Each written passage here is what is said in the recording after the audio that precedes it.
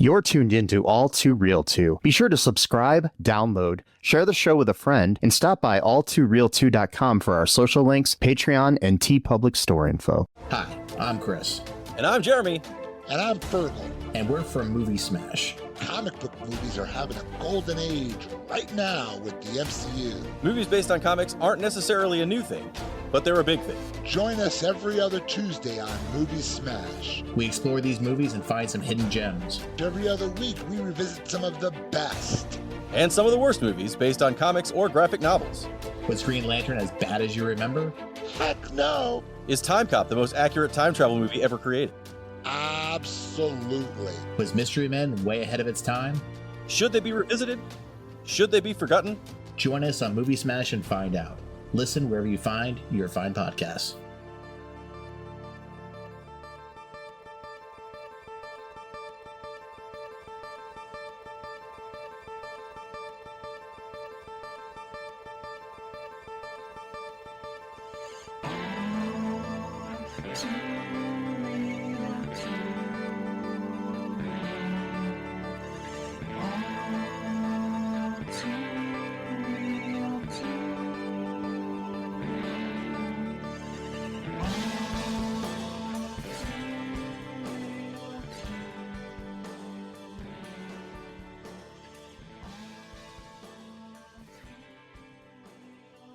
Okay, everybody, welcome to the latest episode of All2ReelToo.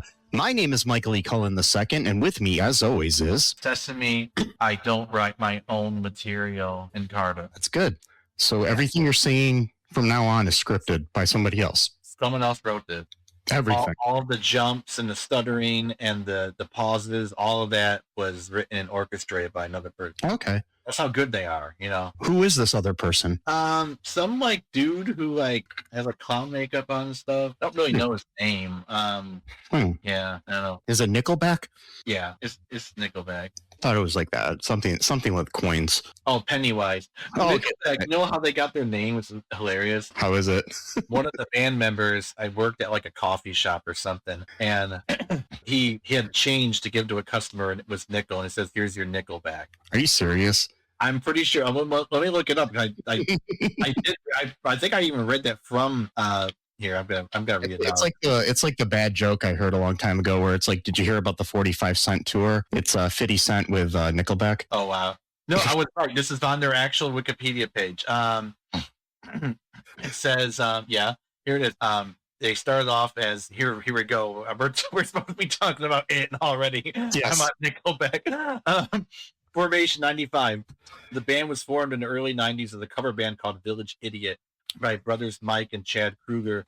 Their cousin Brandon Kruger and Ryan Peake rounded out the band. The band later changed its name to Nickelback, which originated from the nickel and change that band member Mike Kruger gave customers as a job at Starbucks. He would frequently say, "Here's your Nickelback." So that's a real story. I think I get too much hate, to be honest. I'm not on. I hate trends. I hate when people hop on the trends. No, I know. I don't think they're as bad as everybody says they are, but I still don't like them. Well, but no, just like butt rock. Yeah, I get that. Yeah. But like a lot of other bands sound worse than they do, and they don't get nearly as much hate as they do. Like, I mean, there's also, back to our topic too, there is a band called Pennywise. So it's right. Yeah, there is. Yeah, they're like a punk band, kind of, right? Yeah, like and they're named after the clown in the book. Yeah. That's cool. So yeah. So speaking of that, folks, we are covering It Chapter 2. We recently covered It Chapter 1, and I figured, hey, let's continue on down the It road. Yeah. Yes. Eat it up. Take another trip to Derry. Yeah. Yes. So this movie, It, came out in 2019. The log line on the Internet Movie Database is 27 years after their first encounter with the terrifying Pennywise, the Losers Club have grown up and moved away until a devastating phone call brings them back. Yes. Yep. And this was directed once again by Andy Muschietti, based on the Stephen King book. Also, and it was the screenplay by Gary Dauberman, who worked on the first one. This movie stars Jessica Chastain as adult Beverly Marsh, James McAvoy as Bill Denbrough, Bill Hader as Richie Tozer, Isaiah Mustafa as Mike Hamlin, Jay Ryan as Ben Hanscom. And I do want to put a warning out first before we get any further. We will be discussing suicide in this episode. Oh, yeah, that's right. If that is a trigger for anybody, please listen to our next episode or something. Also, domestic violence, too. Domestic violence as well. I just want to give that. Mm-hmm. But the reason I'm bringing that up is because then there's James Ransone as Eddie Kasparak, and he just recently killed himself in real life. No. Yeah. What? Yeah, the actor who played the adult Eddie.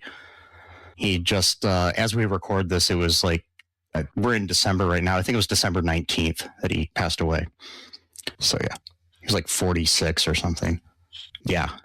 Andy Bean as Stanley Uris, Bill Skarsgård as Pennywise, and then you have all of the young actors from the first It returning. You got Jaden Martell as Bill Denborough, Wyatt Olaf as Stanley Uris, Jack Dylan Glazer as Eddie Kasparak, Finn Wolfhard as Richie Tozer, Sophia Lillis as Beverly Marsh, Chosen Jacobs as Mike Hamlin, and Jeremy Ray Taylor as Ben Hanscom. You've also got in this movie, you've got Teach Grant as the adult Henry Bowers. You've got Nicholas Hamilton as the young Henry Bowers, and then you've got other people. So a bunch of other people, you know, yes, including a cameo by Stephen King himself. So yes. Yep. So initial thoughts here on this movie, Sesame. I liked it, but it was so scary. Yeah. I get really engrossed into movies, and so that's the reason why it's kind of hard for me to watch horror movies, because I don't just watch it as like I kind of get. I mean, I don't actually believe I'm inside the movie. I'm not like psychotic that way, but like I'm more.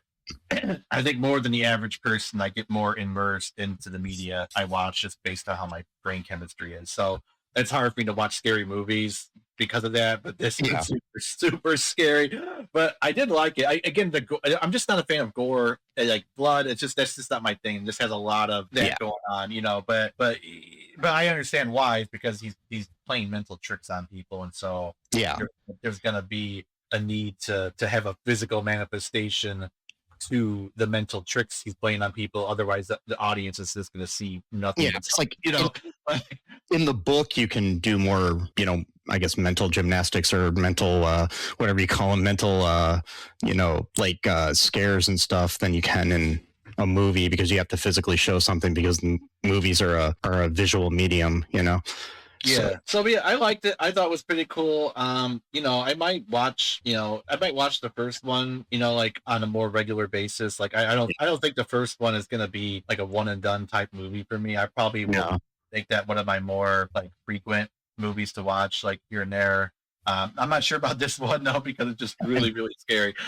Thing I suggest to anybody that's watched both these movies is to, after you're done with these, watch It, Welcome to Derry, the TV series. I'm gonna do that, but I'm not gonna do it tonight. No, I wouldn't do it tonight, but I would do it soon. It's so good. Yeah. It's got, like, I think the thing about Welcome to Derry is it makes these movies better. Like, it adds a lot of context to it. It adds some context, but it also makes you understand, you know, it more. Like the character himself. Yeah. Anyway, Yeah, Pennywise specifically, and other things as well. It's interesting. And then the characters, you've got more time to spend with the kids in that show and the adults in that show. So so it's cool. Yeah. Definitely. I mean, I'll check it out. Yeah. You know, but yeah, I thought it was really cool. I liked it. I liked it. I did not like it as much as the first one, like you said. Because it was too scary. The first one was more psychological. This one was very much more action oriented. Yeah, they're doing more for that. I think they just wanted to pump it up or something. I don't know. It's just hard to. Yeah, it's like, but it's still good. I think it's a really good horror film. It's the second highest grossing horror film of all time after the first It. Oh wow. Yeah, we're not gonna like do our normal breaking down the plot, because that would take forever, and we can just like kind of talk about things that we really liked about this and things that we had questions about, or things that we're not sure about, and maybe some trivia here. And some differences from the book maybe too. So why don't you start? What do you have any questions? Have any leaks and stuff like that? Yeah, there's a few things. Like when Mike, because Mike he stayed, he never left Derry. So Okay, so basically what happens is if you leave Derry for a long time, you literally just start like forgetting like your entire life there. Like, and the longer, but not only the farther you go away physically too, like miles away too, you forget things. And so Mike never left, and so he has all these memories. And the other people, they know who he is. They know that they were once friends, but they don't really remember much about him. And so Yeah. they still, will talk to him if he calls or whatever, but they don't really like know who he is necessarily. They kind of think of more of like an acquaintance, kind of like this guy we sort of used to know. And my impression of it is that they haven't talked to him in 27 years either. So it's not like, but that's weird because they all left at the same time. I know that Beverly left because she killed her dad. like probably summer. I mean, they might. I don't know if they all left at the same time, but most of them had not talked to him in 27 years. I'm sure some of them stayed around town for a little while until they graduated high school or whatever. But I'm sure there's more about that in the book, but I don't remember because it's been like 20 or 30 years since I read the book. So right, and so that part kind of confused me a little bit, but more so when Mike told them that they have to find these quote artifacts that they have to basically use for like a ritual that he learned from some like Native American nation, which is so stereotypical, by the way. Oh, we got this ancient Native American knowledge, but whatever. That's one of the other reasons I tell you to watch it. Welcome to Derry. Okay, all right. But I just thought that was like, oh, here we go, the ancient Native Americans. The Native Americans are very important at Welcome to Derry, and they were consulted by even in this movie, they were actually consulted by real tribes in that area. Okay. For some of the things, but in the book, the ritual was actually like a Brazilian thing. Oh, interesting. It wasn't Native American, but they kind of pulled the Native American thing because in a lot of other Stephen King books, he likes to talk about like sacred Native American ground. Like in The Shining, the hotel's built on like a Native American like burial land or something, I think. And then there's different things like that. So it's like he likes to try to like ground things in the history of the area. So, right. And it was kind of stereotypical, but it was like, this is like ancient too, because this was like thousands and thousands of years ago. So this is like way before like the whatever, Christopher Columbus and all them. The excuse me. So the thing I didn't understand is when they're supposed to collect these artifacts, which is supposed to like bring them back to like their memory or whatever, but they started having these like hallucinations. And I thought that they were supposed to go back to the original time that they had a hallucination of it, but these were like a whole separate other like different hallucinations. I think it was like these hallucinations that were the most fearful to them. Or places like Beverly goes back to her apartment, and most of her fears weren't necessarily even it; they were her dad. He was molested her for years, basically, before she killed him. It's self-defense. And the thing is like with Ben, he still had the thing he puts in there is something he still had in his wallet, and he was kind of more connected to Derry than the others in a way too. Yeah, because he was still in love with Beverly. I don't think he really forgot Beverly too much. Because he still left. He had that one page from his yearbook that he tore out. Right. And had it in his wallet for 27 years or whatever. So that's pretty sad, but at the same time, I get it. And then he wrote that poem for her, January Embers, that she remembers, but she doesn't remember who wrote it, and she think it might be Bill. And there's kind of like this sort of love triangle between Beverly and Bill, and Beverly and Ben, and Ben's kind of jealous, a little bit because he seemingly goes for Bill, but there's a little bit of plot twist when it comes to that too near the end. Yeah, it's more so, but in the book, Bill's wife and her husband are more involved in the story. Oh, okay. Yeah, I was wondering because, like, she's like in the first scene basically, and a lot of it has to do like her husband is like jealous and comes to Derry in the book and also in the 90s miniseries, worried about her, like not worried about her, but thinking she's cheating and stuff, and goes to the town, and she does actually cheat in the book. She has sex with Bill.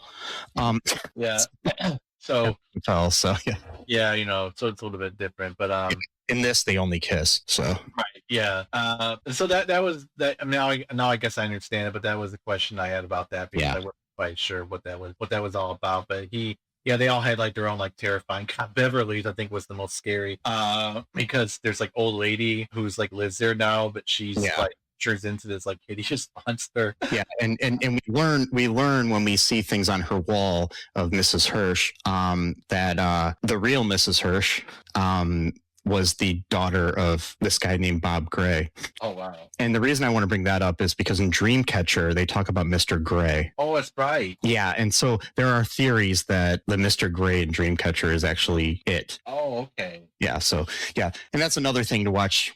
Watch it, Welcome to Derry, and you'll learn more about that story. Yeah, so the I don't want to give away anything though. So but yeah, that's it's kind of, that was a creepy scene though. I mean, that's from the book in a certain way, but not the whole like where she turns into this naked monster. Yeah, it's a little less scary or something in the book. It was definitely less scary in the ABC miniseries, you know. So right, yeah, exactly. In 1990, you know, they weren't going to let, you know, a ghost with her breasts out on national television. Like 8 or 9 feet tall, and yeah, you know, yeah, it's interesting. So yeah, yeah. In the beginning, we have. I mean, there's these certain things too that'll like every there's like big events that basically bring forward it every so often. There was you know, when they were kids, there was like issues going on, and then there was prior to that, there were things like this. Bradley, there was this black spot fire, and there was which was a black nightclub. This is all talked about in the book too, like in talking about things. And then there was like Bradley gang murders, like they were kind of like this gangsters in town that killed a bunch of people, and then the town came and rose up against them. In this one, the main thing that sets off him coming now is gay bashing, and this was actually in the book. So, you know, in the 80s. So that's kind of, you know, kind of progressive for that time. It was based on, there was actually in Bangor, Maine, which was the town that Derry's based on, where Stephen King grew up. Right the year or two before the book came out, there was a murder almost identical to this, where this gay couple was walking in town and were murdered. The one guy was murdered because they were gay and thrown over a bridge. Yeah. So sad. It's sad.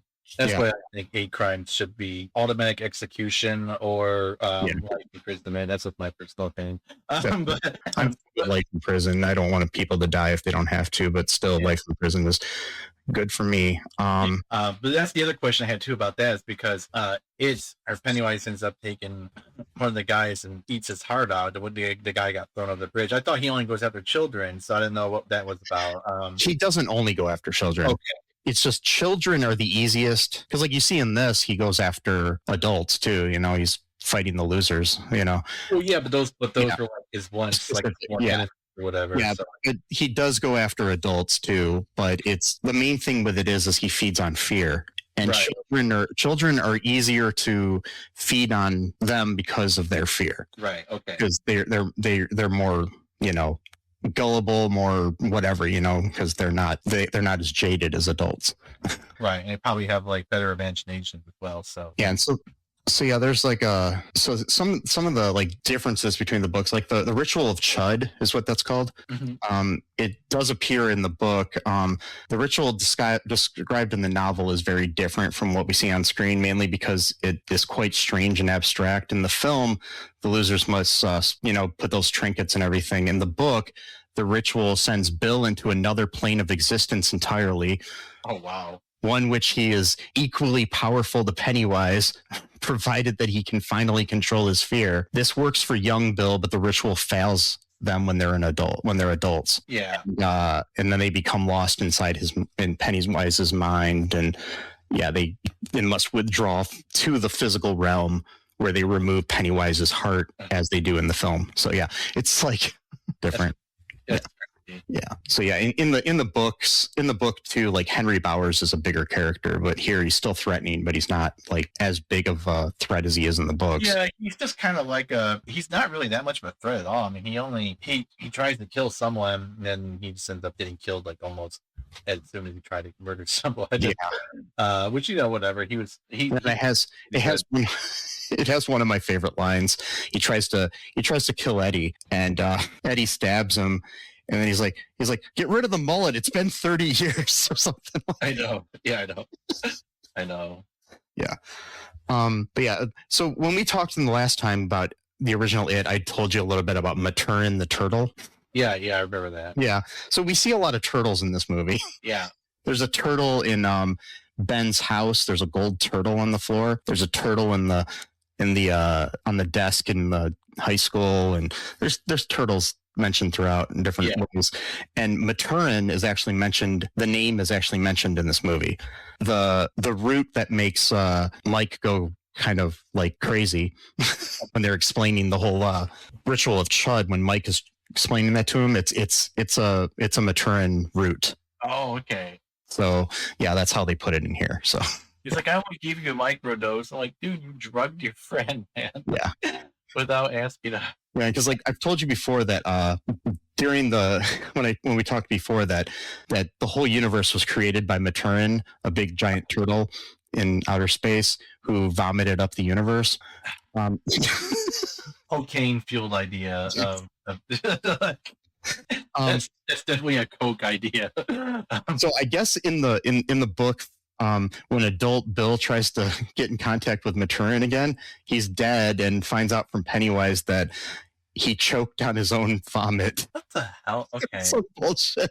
So I understand completely why they didn't have this in the movie.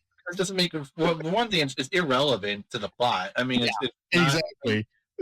It'd be one thing if it had something like to do with it, like because if Pennywise is supposed to be like his sibling, and like they're like, so it's like kind of like the one's good, the other one's evil type of thing or whatever. But if there's no point to it, then it's just like exactly. You know what I mean? Like, why even? That's like saying like in the Harry Potter when you're talking about the 7 Horcruxes, but it's just like an academic footnote. Like it has nothing to do with the plot. It's just like what? It's a weird thing, and it's definitely coke fueled. Yeah.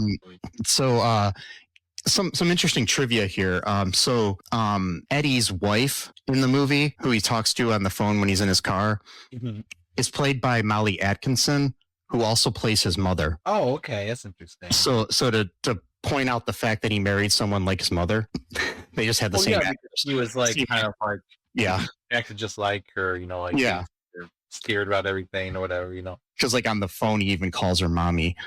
That's right. She's like, what? Never mind. Yeah. So yeah. Okay. What am I got here? I just opened up the link you sent me. Stephen King's It was once adapted as a 52 episode TV series in India. Yes. What? Is there a way to get that? I don't know, but it looks amazing. I want to try to. There is a I sent Sesame a link to there's an Indian version of it. There's a TV series, and yeah, Pennywise looks absolutely ridiculous. It's not even look that scary, to be honest. Yeah, exactly. He just looks like a regular clown. Like it looks like a regular clown with makeup on. Yeah. So hey, that's you know, that's how they do it. Oh, we're not very scary. Let's see here. Wow, I had no idea how long it is. 1,138 pages. Yes, it's long. Like the I was looking up I think I was looking up the audio version of the book because I wanted to listen to it while I was at work or something. It's like 45 hours. Wow. Yes. Yeah. If I'm remembering correctly, because I looked it up the other day. Yeah, but the audiobook it is narrated by Steven Weber from Wings. So. Oh, that's kind of cool. Yeah. He's interesting. Who played Jack Torrance in the Shining miniseries on TV. Yeah. I remember that. That was my first actually exposure to The Shining with that version. Not the original. That's not that bad. I mean no, it's not. The you know, of course Kubrick's version is definitely a masterpiece, but yeah, the thing is like the Shining takes place in the same universe as it, so it makes sense. Wasn't the ending different too? What's that? Wasn't the ending different in the miniseries, like when he was at his son's graduation or something like that? Or see, that's something we can bring up here. In the ending of Kubrick's The Shining, he freezes to death, whereas in the book he blows up the hotel from the boiler room. Yeah. And so in the ending of the It book, instead of just the house at Niebolt collapsing, the whole town Just there's earthquakes and everything, and the whole thing was destroyed. Wow. And Derry doesn't exist anymore. Wow. They also all forget about Derry again. Oh, come on, damn it. Yeah. I'm glad they changed, actually. You know what they should have done though was if they figured this out, they would be like, oh, let's write everything down or record it so that if we forget, we'll just look at the videos we made, or like, oh yeah, it told us that we would forget this stuff. And you know what I mean? Like the first time you don't know, right? Like that's you don't think about it ahead of time, right? Like how would you know that you would forget about the town that you like? You know what I mean? But the second time you should have like a fail safe, you know. And who's to know though? It's all supernatural. Maybe everything you wrote down would just disappear. That is true, unless you like hit something really nice, like made copies and stuff like that. Yeah, because there's this TV series that I really like called Haven, that's loosely based on Stephen King's books and stuff. And there is a time where everybody forgets about the town of Haven. Outside of the town of Haven, like nobody knows it exists, and like this guy from Haven still remembers it, and he runs into some people, and he's trying to find a video that they had recorded when they were there, and he's watching the video and he can see everything on it, but the other dude's like, I don't see anything, it's just static, like what stuff like that. Yeah. So yeah, what else did you enjoy or want to point out about this here? I like the actors. I like them.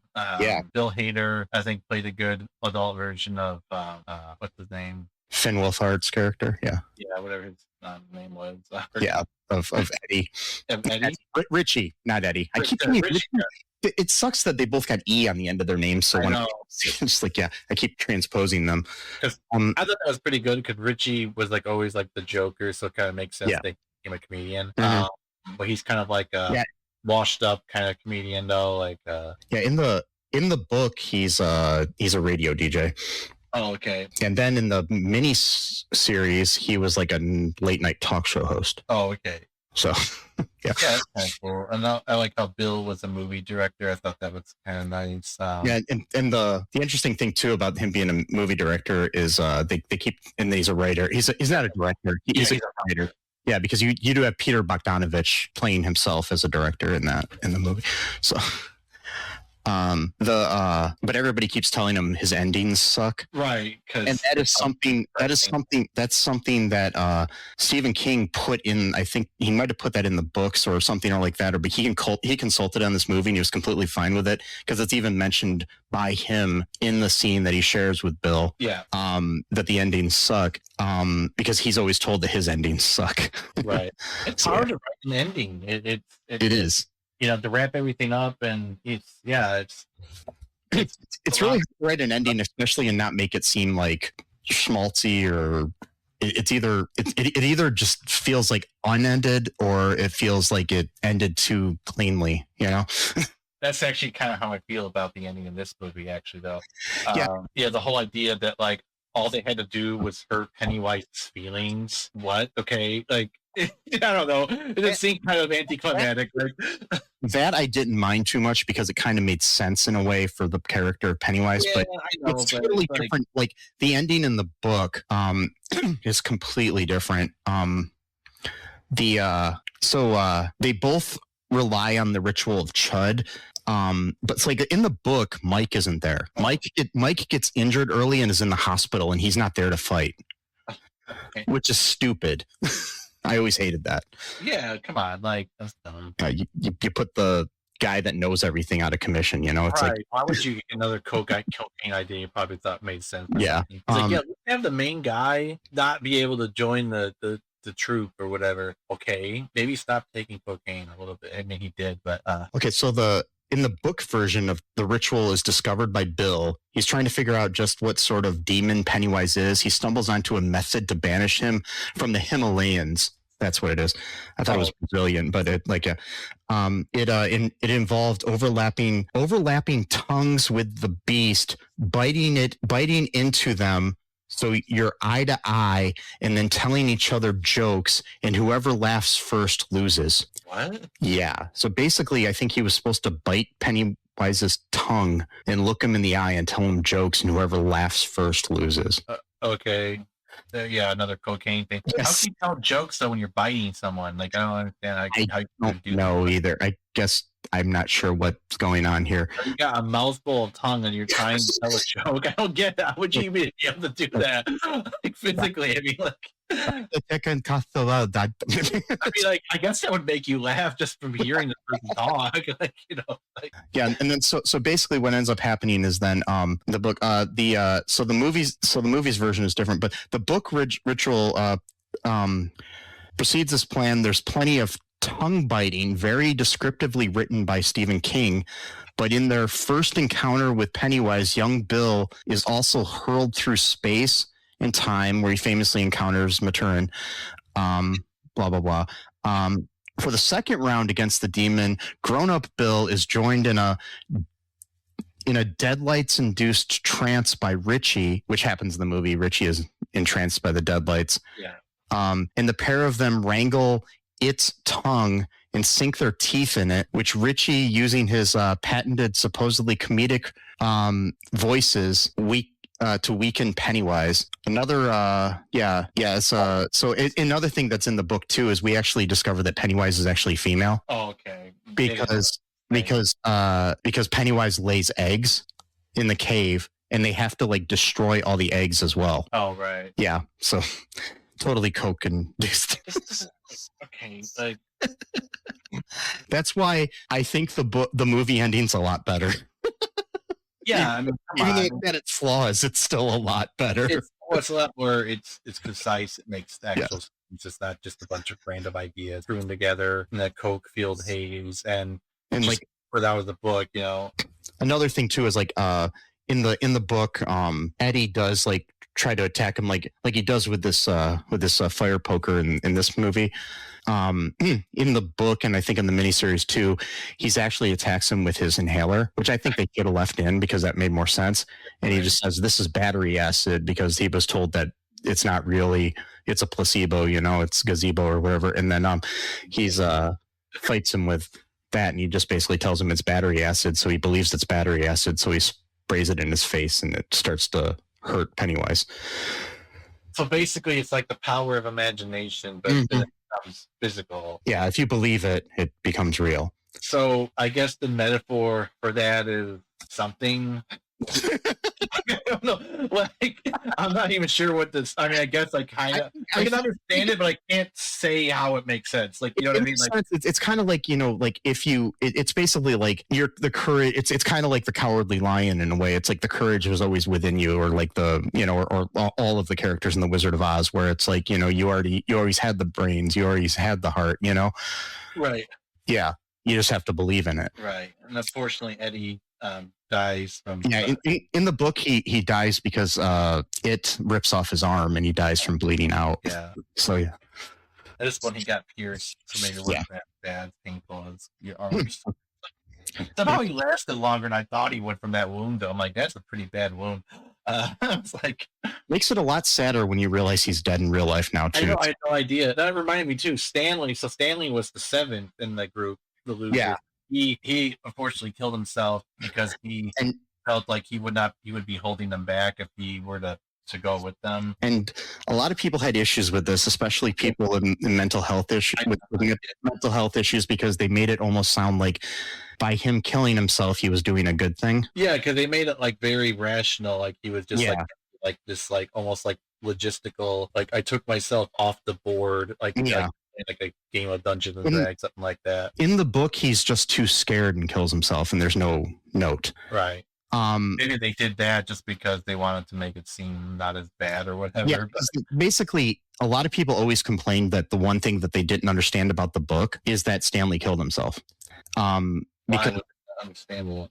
They just didn't understand it because, I mean, I guess they understood the idea that he was too scared, but it just didn't make sense. Like they thought it would have been better for him to be there as an adult. I know that. I mean, yeah, I get it, but he always was, I guess, the scared one. Yeah, and so it kind of makes more sense. But it was like, I mean, but the thing is like they all were scared in certain ways. Like Eddie's more scared too in a lot of ways because Eddie was like a germaphobe and all this other stuff. They're kind of scared. It's like with Stanley was more existential. because he was like a thinker. He was sort of like very philosophical about things. Mhm. I think with him, it was more along the lines of the fear of like the unknown, stuff like that. Whereas with Eddie, it was just like, oh, this water might infect us, or whatever, that type of thing. I mean, they're still obviously but they're both debilitating in their own way, taken to extremes. But yeah, I mean, I wasn't really a fan of that myself either. I was like, No, I thought that he wasn't gonna do it because he had this memory where Bill is like having them all promise, basically like cutting each other with the piece of glass, and he's like, I promise, Bill, but then you see like him in a bathtub and there's blood everywhere. I'm like, oh, okay, well, you just broke your promise. So it's like, and the other thing too is it's like, okay, so another thing to kind of tie it into The Shining and stuff is I think Beverly has The Shining. Because if we remember in the first movie, she could see all the people as an adult, but what she wasn't saying is that she could see how they die. right. But when Stanley asks how he is as an adult, she's like, the same, just taller. Like she was more descriptive about everybody else. Yeah. So it was kind of, implying that he wasn't going to make it. Tell him. It's- Yeah. And also she was mouthing along on the phone to Stanley's wife about how he died. Yeah. Okay. Yeah, I remember that. Mhm. Yeah, it's It's kind of sad, but it's really sad actually. Plus too, he, like you said before, like a lot of this movie is basically like a metaphor for child abuse in some form or fashion, even if it's unintentional. Like with Eddie's mom, she was like super overprotective of him, but that in a way though that was kind of abusing him because it was making him afraid of everything. Like, and that's still like that's Munchausen by proxy. That's completely still abuse. Yeah. I don't even know if she had that or not though. I think it was just like, I don't know. Maybe she did. It didn't seem like, it seemed like she was just. Well, it seemed like she was having, him take medicine that did nothing for him. See, well, I didn't understand that. Like, why would a pharmacist even agree to do something like that? Like, I Like I get said, this was the 80s, or in the books, it was in the 50s. Yeah, I guess so, because I'm just like, I'm like, how could you, like, how would a pharmacist even like allow that? Like, to give someone fake medicine? That's true. But that's the other thing too, is like the pharmacist is still alive and working, which was really sad. He's like in his 80s, his daughter is still there. Still, yeah, bitch, is always in him all the time. Chewing her gum. Yeah. Still was teasing him a little bit. Not to spoil anything from Welcome to Derry, but there's also I don't know if they're related by any ways, but there's a mean girl, one of the mean girls in the Welcome to Derry, who's chewing gum all the time too. Oh, interesting. And I'm like, is that like her mom or something? It's just, I've never been much of a gum guy. I don't know. No. It's just like, I just never really understood the appeal of gum. I don't know. Maybe I'm just weird, but yeah. Also one thing too is like there's a cameo. The guy who played the young version of Ben in the miniseries is like appears in the scene where Ben is talking on the screen to the boardroom. He's the guy standing up who like turns on the thing and stuff like that. Mm-hmm. He was the young Ben in the miniseries. So Ben, he's like, he really glow up. That's the new phrase, I guess. People say now, a glow up, because he lost most of his weight and he's like really, really handsome now. I mean, he was still like, he's like, and that's the other thing. He was like, I think he still lost weight in the book, but like Bill, which I don't understand is why. Not that I'm basing everything on looks, but why Bev was still into Bill, because in the book, I guess he's like completely balding, and not that there's anything wrong with that, but I'm just saying it's just funny. Ben was like, the quote unquote cute fat kid, not trying to be mean or whatever, but that was like, he's the kind of kid that like, a girl or maybe another boy even would be like not really quote unquote attracted to physically, but still yes, but no at the same time. Again, I can't really explain things today. I don't know why my mind's kind of like not as fresh, as focused as it usually is about. But you get what I'm sort of trying to say of like it's like someone saying, "Oh, that guy's cute," versus like, "That guy's cute." You know what I mean, or something like that. It's like that little difference, and so I guess there was kind of like the implication that he got super fit, as like a response to that. Like maybe hoping that he'd somehow see Beverly at some point again in his life or something. So some trivia here. Let me find that. So Katie Lundman, who portrayed one of Pennywise's victims, Betty Ripson, in the first movie, and the character's voice, also plays a guy in this movie. Oh, okay. Instead of a girl, plays Chris Unwin, who is the youngest looking boy in the gang that basically kills the gay guy at the beginning of the movie. Oh, that was a woman? Yeah. A woman, but yeah, and she also has a cameo in It Welcome to Derry too. So there's like rumors all about the character, like maybe the character like is actually Pennywise and Time Traveler, or exactly. Yeah, maybe. Because Pennywise does take on the visage of people that he's killed sometimes, so it's like that's right. Yeah, he does. Yeah. That one scene I did like though is when Henry, he's like in a institution for like the criminally insane, because he killed his father after Pennywise basically got into his mind, and he walks back home and the police are there and they arrest him, and then he sees like a lone balloon just flying up in the air and he's smiling at it. So he sees that balloon again inside the the hospital or whatever, and then he starts freaking out. He goes into they put him in his room. There's like a giant balloon underneath his bed. He pulls it out, and then his friend, the one that got killed in the sewer, like lunges at him, but then just gives him his old knife, and like he apparently drives the getaway car too, or at least in his mind. Maybe it never even happened. Yeah, but like there's a deleted scene from the first movie where I guess Henry Bowers, that character, is driving around in his car with all of the other guys dead in the car. Like he killed them all. Oh my god. Yeah. That's wild. Yeah. Yeah. There's like Will Forte, Jason Lee, Justin Long, Bill Hader, Patton Oswalt, and Jack Black were considered for Stanley Uris as an adult. Okay. Jack Black. Yeah. Okay. There was where was the other thing I was going to share here? Oh, Don Cheadle, Craig Robinson, Will Smith, Michael B. Jordan, Taye Diggs, Donald Glover, Anthony Mackie, and Chadwick Boseman were considered for the role of Mike. I can't imagine Taye Diggs. I mean, no offense to him, but I can imagine him over Will Smith. Yeah, because Will Smith is too old. He's just a different style there. Yeah, I don't think I could see Donald Glover in the role. No. I love Donald Glover, but I don't think I could. Actually, I don't think I could see any of those guys in it, really. Craig Robinson, I don't think I could see him in it. I don't know what that is. Who's Craig Robinson? I'm not. Craig Robinson, he was on The Office, and he was in like Pineapple Express and other things. He played like the warehouse manager on The Office. Yeah, I know what you're talking about. Yeah, he would not be a good, unless he just has a different style of acting, but not a one, but because he's more of a comedy guy. I think they picked the right guy for the right look, kind of personality. Yeah, Isaiah Mustafa. Because he looks like an older version of Chosen Jacobs.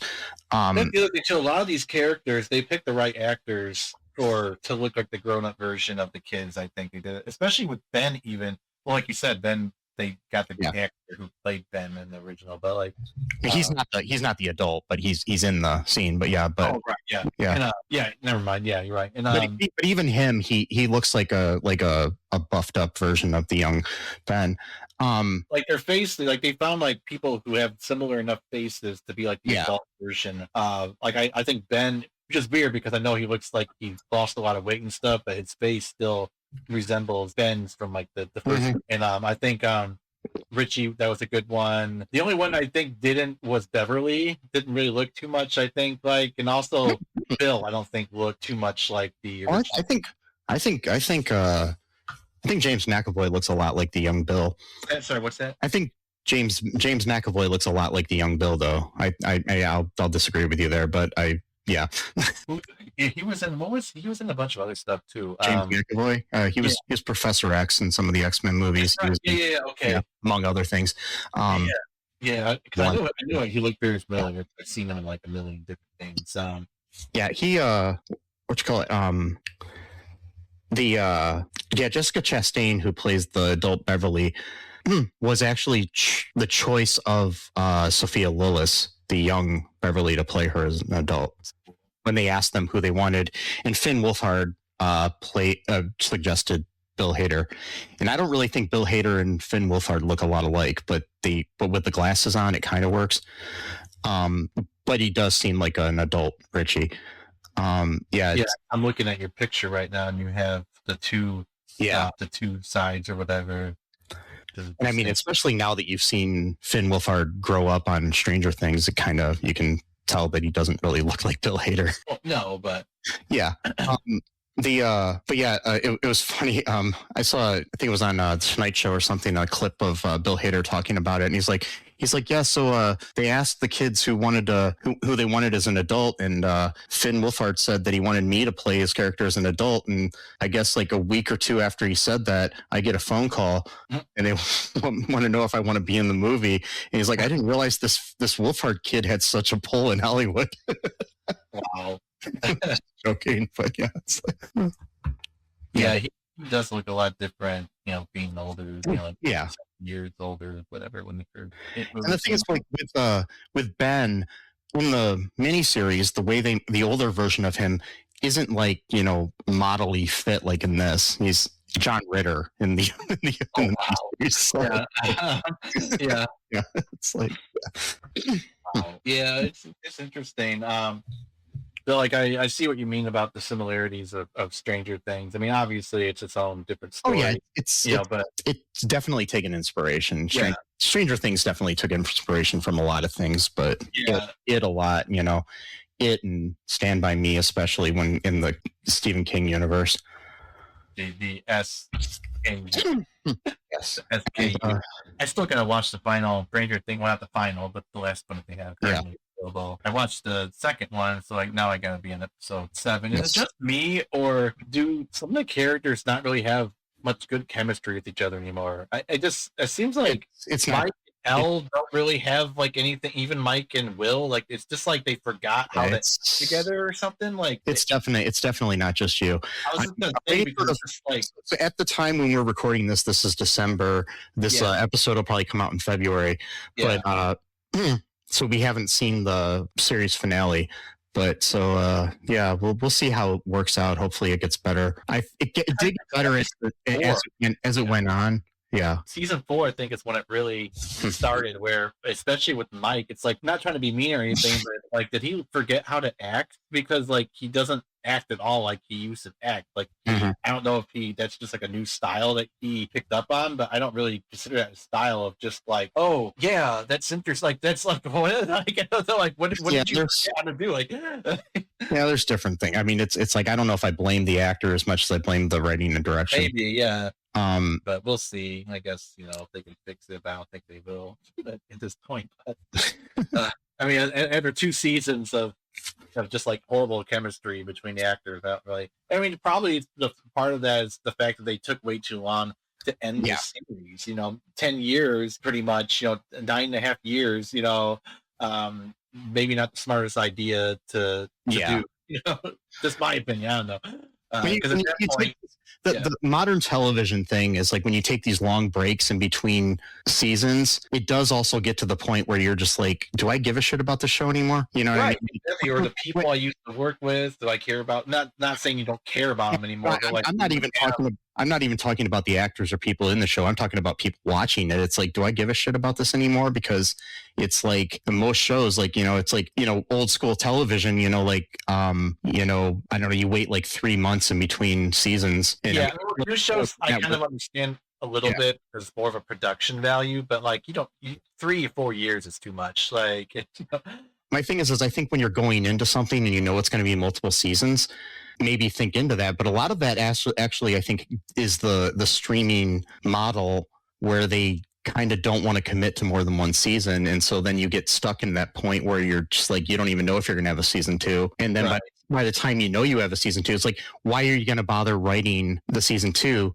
Whereas in like old school television, and like they would have a writer's room for the show. In the writer's room, a majority of it would go from one season to the next. And you would already have ideas. Even if you weren't going to be renewed, you would kind of like know, okay, in season 2, we're going to take our characters this direction. Right. But now it almost seems like, what's the point of writing a season 2 if you don't know if you're going to get picked up? I mean, what's the point of even coming up with an idea of where you're going to go? Because you're just going to be disappointed and you get canceled, you know? Yeah, because you could be focusing on like another gig, another job, you know, Yeah. to come up with ideas for that. And then they're not doing writers' rooms either. They're doing like they'll a lot of times now it's like work on hire. Like you're not in the like. I'm Stranger Things is a different animal because that's like the Duffer Brothers are kind of like overseeing the whole thing. But and even with Welcome to Derry, that's another animal too, because Andy Muschietti and his sister Deborah are like overseeing everything. So but there are some shows, like especially like the like sitcoms on streaming and stuff like that, where it's like you're hired to write one episode. Yeah. And you're not in the writer's room bouncing ideas. So they'll be like, okay, episode 5, you're writing this, and then you just get paid for writing episode 5. Whereas you were on staff on a show before and you were paid every week, regardless if you were the one, you know, spearheading the episode or not. Yeah. Yep. The gigification of every industry. Yep. No job security. Nope. And they wonder why people are so anxious and depressed and edge and stressed out all the time, and, you know, have no hope for the future, no prospect, nobody saving up for retirement because they're like, well, is there even going to be a retirement? Why should I even bother doing that? I might still just enjoy a treat here and there because that's all the only thing I can actually afford. Honestly, I think if Pennywise was real, the fears that I would have are like, you know, not being able to pay bills, and it wouldn't be like a scary old naked lady running down a hallway. It would be yeah, exactly. Yeah, that was the most fucked up one for me. It would be it would be my rent bill kind of chasing me down the hallway. Yeah. With like teeth and like the snarling you and all that. Yeah. Yes. I don't know. Do you have anything else you want to say about this? I mean, I could say I could talk for like hours about this because I just love it and the whole universe of it. Yeah. But I'm gonna cut myself off now. You know. You know, I'm good too. I mean, I think we did a good job. If we missed anything that you think we should have talked about, just, you know, comment below if you can on this episode, and let us know what you thought of it and It Too, and Stephen King in general. We're doing a little Stephen King series here of episodes, so hopefully you'll enjoy those. You stay tuned for the next one. Don't know what it's going to be yet, but stay tuned. Also, you can find, you know, links to places you can comment and tell us everything at all2reeltoo.com. You can send me an email at mike@cullenpark.com. That's another good way to let us know your feelings. But I prefer if you commented and stuff and engage. Yeah, it helps a lot, actually. It helps a lot. Yeah, just engagement. Argue with yourself on there. I don't care. Yeah, sometimes arguing actually boosts engagement even more. So, like, pretend that, like, you're disagree really fervently or something, or tell us you think I'm ugly. I don't care what you do. Just comment below. Yeah. Totally. Also, check out on there our TeePublic. You can buy some merchandise. Also, check out our Patreon. Lots of good perks there. You can do a lot of good things. Help support the show, you know, for as little as like $5 or $1 a month or something, you know. So it's whatever you want. You know, you can also donate money. You know, you could do that. Yeah, that'd be cool. If you want to be a sponsor of the show, let us know too. You know, we'd be more than happy to take your money. And put it to good use, though. Yes, exactly. Unless you're like, you know, working for like a drug cartel or something. I mean, we're not going to take your money, yes, like a tax, and then like not actually do anything for you. You know, said money. Mm-hmm. We'll actually take the money that you give us, and then we'll actually do something that actually benefits you in the process, you know. Yeah, if you want to advertise your legitimate good product, we're not going to, you know. We're not going to like do a bunch of AI bullshit or like create an NFT trading card or something like that. We're not going to advertise certain products too. So yeah, we're not going to do like Better Health or any of that bullshit, or like, you know. I don't know. Maybe we are. Who knows? Oh. I don't control the ads that go up. No, what I meant was like a sponsor. Like, yes, I know. That's what I meant. Not. Sometimes you can't really control the ads. Mm-hmm. Yeah, I know what you mean. Yeah, we have no control over the ads that we get. I just we can say what we don't want to have happen, but there was no way to say, hey, I don't want BetterHelp. Right. Doesn't work like that, apparently. Yeah. But I mean, in my opinion, BetterHelp isn't the worst thing out there. No, it's not the worst one. So anyways, folks, thanks for listening. Trans lives are human lives. No human is illegal. Be different, be yourself. Fuck ICE, fuck Trump. Free Palestine. And just remember that I love you. We're going to kill this fucking clown. Sesame loves you. And until next time, bye-bye. Thanks for listening to All2ReelToo podcast, a Cullen Park production. Produced and edited by Michael E. Cullen II. Music by Matthew Hawes. Subscribe and share the show. Visit us at cullenpark.com.